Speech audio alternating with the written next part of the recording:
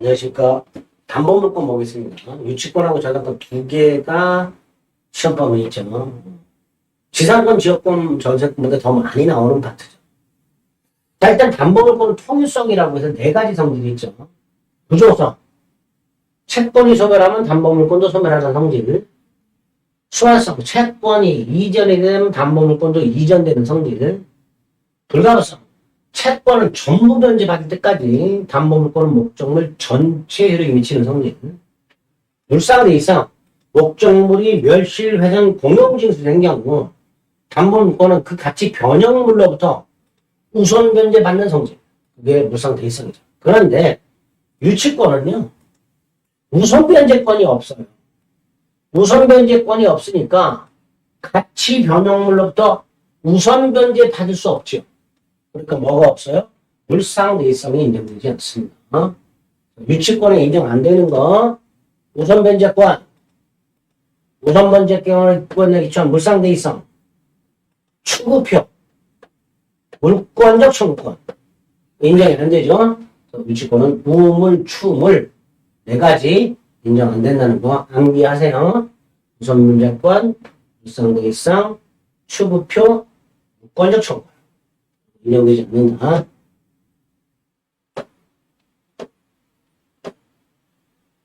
이건 유치권과 동시 이행의 한별권이라고 되어 있는데요. 이걸 왜 비교하냐면 둘 다 뭘 거절하는 거예요. 유치권은 자기가 받을 돈이 있단 말이에요. 그걸 받을 때까지 타인 물건에 대한 반환을 거절하는 거고요. 동시 이행 한별권은 상대방이 채무를 이행할 때까지 자신 채무 이행을 거절하는 거죠. 그 다음에 유치권은 물권이고 항변권은 채권이죠. 따라 어떤 차이가 있어요? 유치권은 누구에게나 주장할 수 있죠.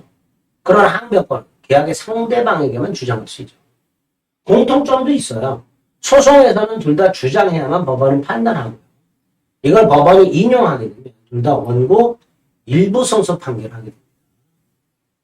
자, 기업, 유치권과 항변권은 점유를 요건으로 하는 유치권만 그래요, 유치권. 유치권만 점유를 요건으로 합니다.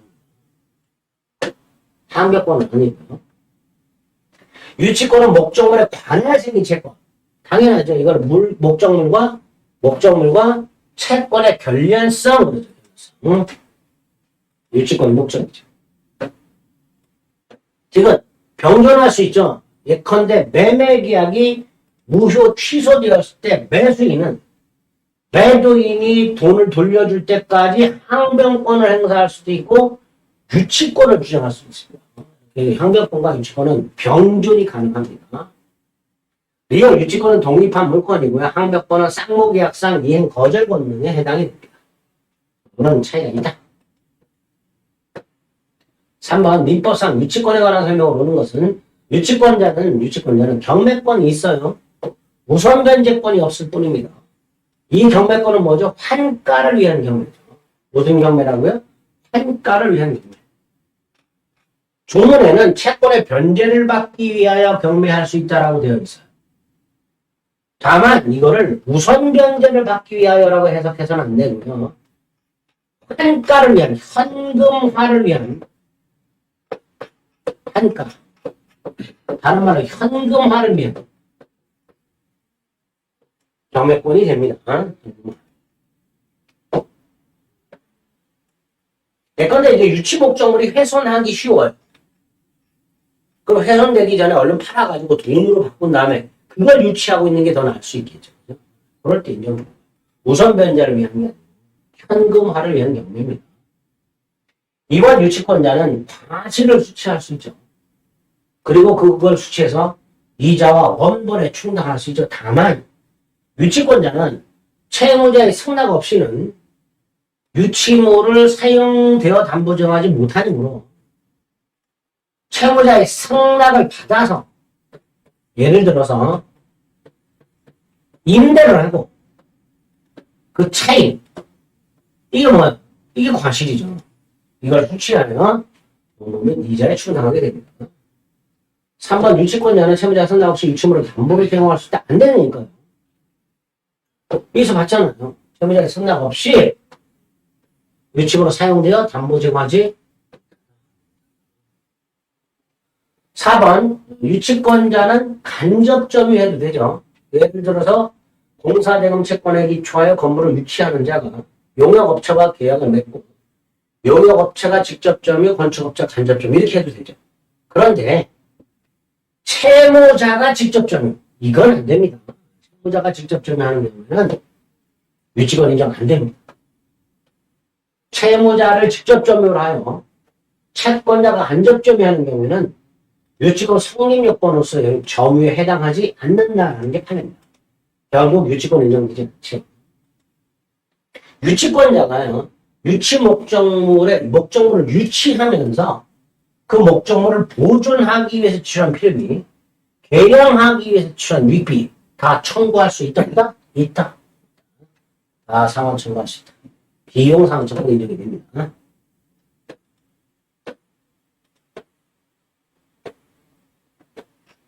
(4번) 목적물에서 점유를 취득하고 채권이 성립했다. 자, 자동차를 수리하려면 자동차 점유를 먼저 해야 되잖아요. 수리가 끝나야 수리비 채권이 생기죠. 근데 수리비를 안 주면 유치할 수 있죠. 반면에 공사가 끝나서 공사대금 채권이 생겼어요. 근데 공사대금을 안 줘요. 그럼 건물을 점유합니다. 둘 다 유치권 인정되죠? 그죠? 점유하고 난 다음에 채권이 생기든 채권이 먼저 생기고 나서 점유하든 유치권 인정됩니다. 2번 채무자를 직접 점유. 이때 유치권 안 된다 그래요. 채무자를 직접 점유하라. 유치권은 인정 안 됩니다. 3번 유치권자가 점유를 침탈당했을 때 유치권에 기초한 물권적 채권 인정이 안 되죠. 즉 유침을 반한 채권은 인정이 안 되고요. 점유 보호 청구권만 인정이 됩니다. 이거 안 됩니다. 유치권 자체에 기초한 물권적 채권은 인정이 안 됩니다. 4번 유치권자는 채무자의 승낙이 없이는 유침으로 사용되어 담보 제공하지 못하죠. 예외 보존에 필요한 사용은 승낙 없이 할 수 있다 없다? 있다. 보존 필요 사용은 승낙 없이 할 수 있답니다. 보존 필요 사용. 예를 들어서요. 주택 건축업자가 공사대금을 받지 못해서 그 주택을 유치하면서 거주, 사용. 이게 보존에 필요한 사용이에요. 이때는 채무자 승낙 없이 할 수 있는데 문제는 채무자 승낙이 없이 했으니 과실을 수치 못해요. 따라서 그 사용이익은 부당이득으로 반환해야 됩니다. 5번 임대차 종료 후 법원이 임차의 유익비 상환 처분에 유예기간을 인정했다.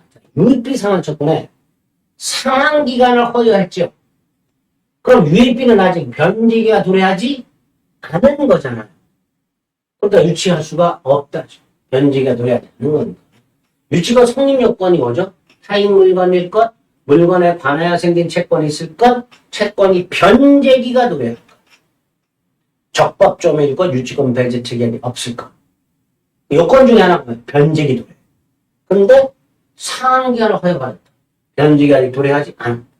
유치권 인정되지 않습니다. 5번 유치권 인정되기 위한 점유는 간접점 된다 그랬죠. 2번 유치권자와 소유자 사이 유치권 포기 특약할 수 있죠. 그럼 그 특약은 제3자도 주장할 수 있죠. 그죠? 포기 특약은 제3자도 주장할 수 있습니다. 채무자와 소유자가 다를 때 유치권자와 소유자 사이 포기 특약을 했을 때 그 채무자도 유치권 포기 특약을 주장할 수 있다. 뜻입니다. 유치권자는 채권의 변제를 받기 위해서 경매할 수 있죠. 다만 이 변제는 우선 변제가 아닌 환가를 위하여라고 해석한다. 4번 상당한 담보 제공 유치권 소멸 청구할 수 있지요. 이때 상당한은 유치 목적물 가액에 상당한이 아니라 피담보 채권액에 상당한이 되겠죠. 자, 5번 외워야 돼요. 보증금, 권리금, 부속물 매매대금, 건축 자재대금 이런 말 나오면 유치권 안 됩니다. 암기하세요. 유치권 안 된다. 자, 6번은 유치권 성립요건과 관련된 건데요. 유치권 성립요건이 뭐라고요? 타인 물건일 것, 물건에 관하여 생긴 채권이 있을 것, 변직에 도래할 것, 적법하게 적용할 것, 유치권 포기 처리하기 없을 것. 그랬죠. 자, 그거 가지고 뭡니다. 타인 물건인지 여부. 영향 미치죠. 물건에 관하여 생긴 채권이 변제기가 도래했는지 여부. 영향 미치죠. 가배 점유가 직접 점유냐 간접 점유냐 영향 안 주죠. 가배 점유는 직접 점유도 유치권 성립하고 간접 점유 성립하니까 결국 답은 3번이 되겠죠. 근데 4번은 불법 점유인지 아니죠. 영향 미치죠. 유치권 포기 처리하기 있는지 없는지 영향 미치죠. 결국 1번, 2번, 4번, 5번은 유치권 성립 요건과 관련된 거죠. 타인 물건인지 아닌지, 변직이 도래했는지 아닌지, 불법 점유인지 아닌지, 유치권 포기 처리하기 있는지 없는지 다 유치권 성립 요건이니까 영향을 미치죠. 그러나 유치권자가 직접 점유나 간접 점유나 이건 미치지 않지요. 거기다 여기 뭐라고 했어요? 채무자를 매개로 하는 게 아니나 아닌가. 이것까지 철저하게 딱 빼버려요. 유치권 성립에 영향을 미치지 않습니다. 3번이 되겠죠. 7번 유치권 행사할 수 있는 채권을 몽땅 골라라. 기업 일단 보증금 안 돼. 니은 권리금 안 돼. 근데 디귿 필요비 목적물에 입주한 비용 유치권 되죠. 그걸 이행하는. 그럼 원채권 채무가 유치권 인정되니까 그 채무 불이행 손해배상도 유치권 인정되죠. 그죠? 원칙적으로요. 그냥 채무 불이행 손해배상은 유치권이 인정이 안 돼요. 그냥 단순히 채무 불이행 손해배상은 유치권이 안 되지만 그 채무가 공사대금 지급 채무나 필요비 상환 채무처럼 유치권이 인정되는 채무라면 그 채무 불이행 손해배상도 유치권이 인정이 됩니다. 그럼 일단 기억 니은은 안 되고 디귿은 되지. 기억 니은은 안 되고 디귿은 된다 그랬으니까 기억 니은 들어있는 건 다 빼야 되죠.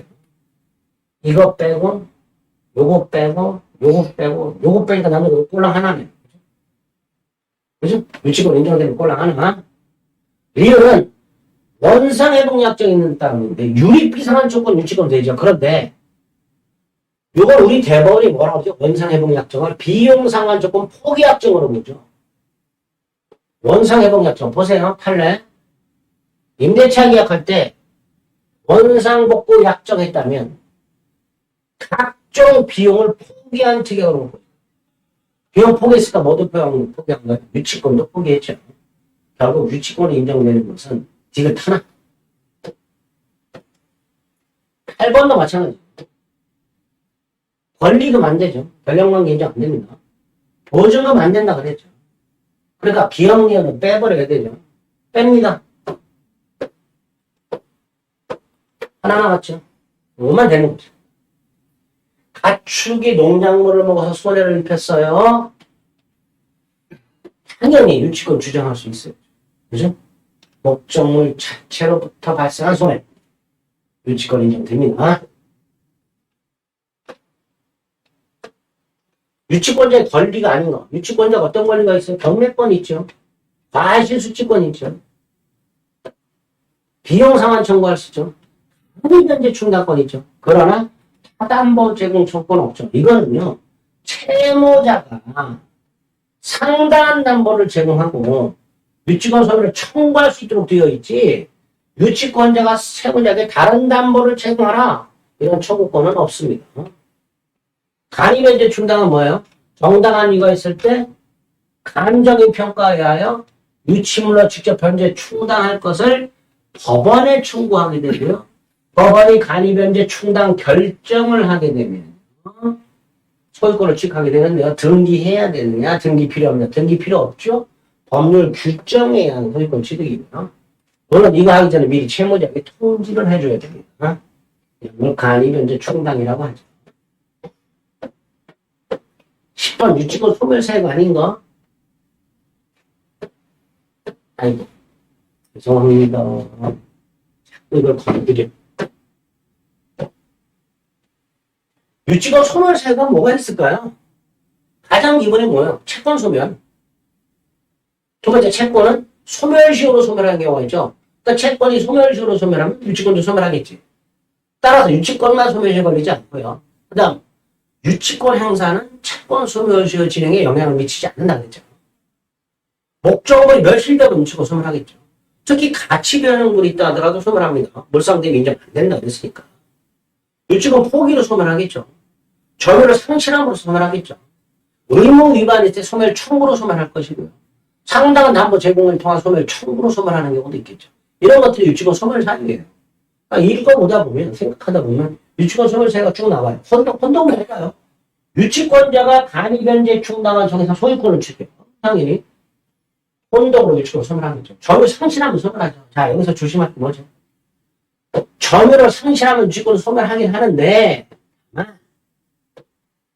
점유 침탈에 의한 상실이라면 침탈당한 날부터 1년 내에 점유만한 청구할 수 있고 점유를 회복하면 유치권은 부활하죠. 3번 목적물 멸실 유치권 소멸하죠. 그런데 4번 제3자의 유치권을 보관. 보관이 뭐예요? 임치죠. 간접 점유죠. 그럼 보관자가 직접 점유하고 유치권자가 간접 점유하죠. 유치권 소멸하지 않죠. 5번 돈을 갚으면 채권 소멸하고요. 채권이 소멸하면 유치권도 소멸하겠죠. 11번 유치권 소멸세가 아니고 포기하면 소멸하죠.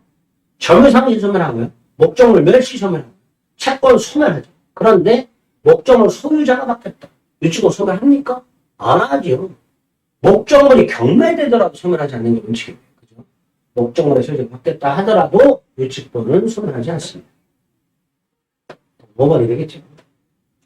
자, 12번. 갑은 자신이 점유하고 있는 건물에 관하여 을을 상대로 유치권을 주장하고 있다. 건축업자 한번 생각하시면 되겠죠. 1번 나왔죠. 수급인이 뭐예요? 건축업자. 근데 수급에서 건물 소유권을 가져요. 어떤 경우죠? 수급인의 재료와 노력으로 건물을 지었어요. 그럼 이 건물은 수급인 소유니까 자신 소유 건물의 유치권을 인정할 수는 없겠죠. 2번 유치권자의 의무 중에 하나가 뭐예요? 타인 물건을 점유하고 있으니 선량한 관리자의 주임으로 보관해야 되죠. 그 의무를 위반하게 되면 채무자는 유치권 소멸을 청구할 수 있죠. 자, 유치권자가 유치권 인정이 되려면 목적물을 적법 점유해야 되는데요. 우리 대법원은 적법 점유를 추정합니다. 그 말은 유치권자가 자신의 점유가 불법 행위로 인한 것이 아닌 다른 말로 적법임을 증명할 필요가 없죠. 추정을 하니까. 유치권자의 점유는 적법 점유로 추정이 된다. 왜냐하면 4번 채무자의 직접 점유 안 된다고 그랬죠. 제3자가 직접 점유하고 유치권자가 간접 점유하는 건 되지만 채무자가 직접 점유하는 경우는 유치권이 안 된다고 했습니다. 5번 점유를 침탈당했어요. 근데 1년 내 점유 반환을 청구했고요. 점유를 회복했어요. 유치권을 소멸하지 않았던 걸로 되죠. 사례 형태로 나오기도 합니다. 13번 만에 하나요. 왜 이렇게 문제가 나오면요. 찍으셔야 됩니다. 이거 일일이 보고 있으면요. 물론 읽으면요. 답은 보여요. 공부했던 거 답이 보여요. 답이 보이는데 읽다가 시간 타죠. 읽어볼까요? 갑은 자신 소유 토지의 실착공사를 을에게 맡기면서 갑이 건축주, 을이 건축회사 이렇게 빨리 탁 하면서 읽으셔야 돼요. 안 그러면 읽고 또 읽게 돼요. 그다음 간명의 보존 등기 후 2달 내 대금 지급. 보존 등기 후 2달 이게 변제 기한이에요. 그런데 16년 1월 15일 주택에 대해서 보존 등기가 됐어요. 그럼 공사대금 지급일이 언제예요? 16년 3월 15일이죠. 그죠? 근데 지금까지 돈 안 주고 있대요. 그럼 갑은 뭐 할 수 있어요? 유치해야죠.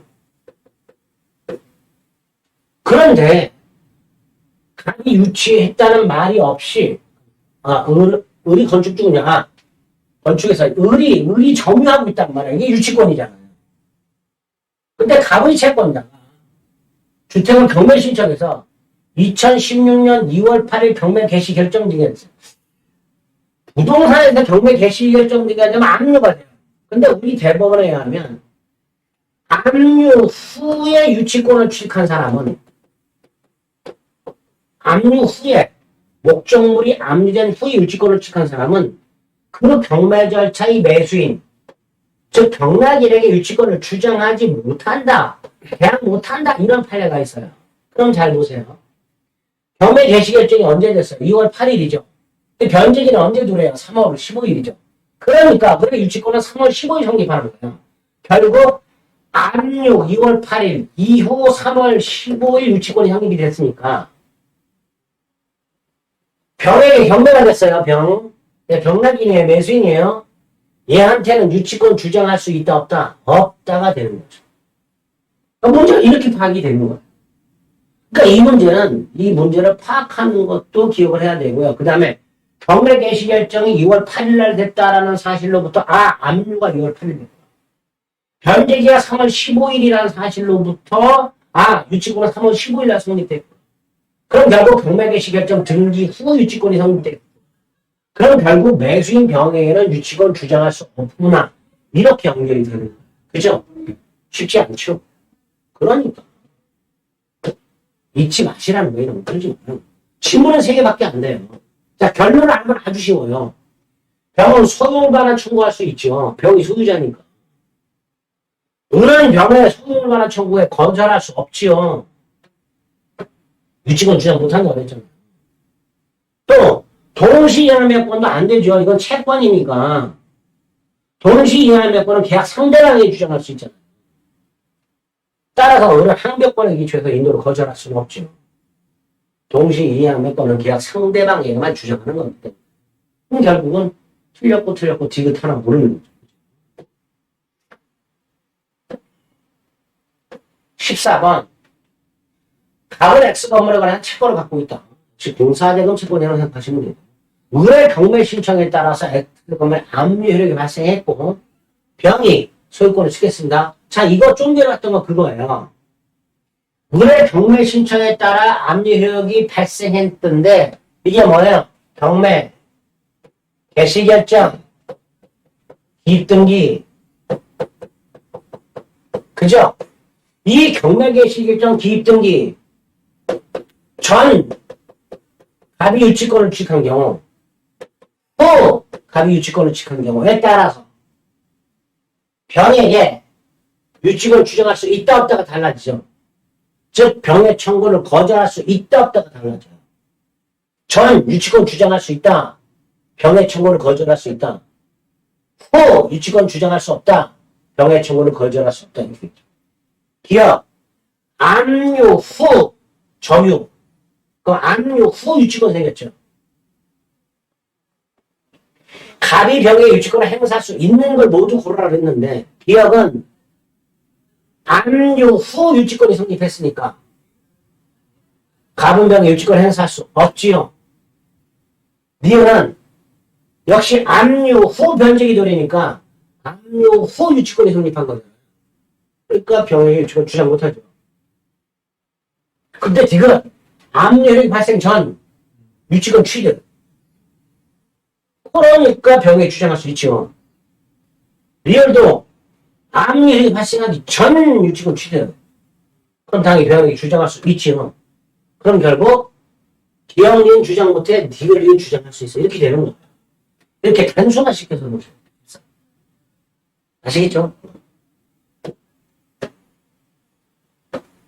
15번 갑의 X 건물을 임차한을 보존 개량하기 위하여 자 보존은 필요비고요. 개량은 유익비예요.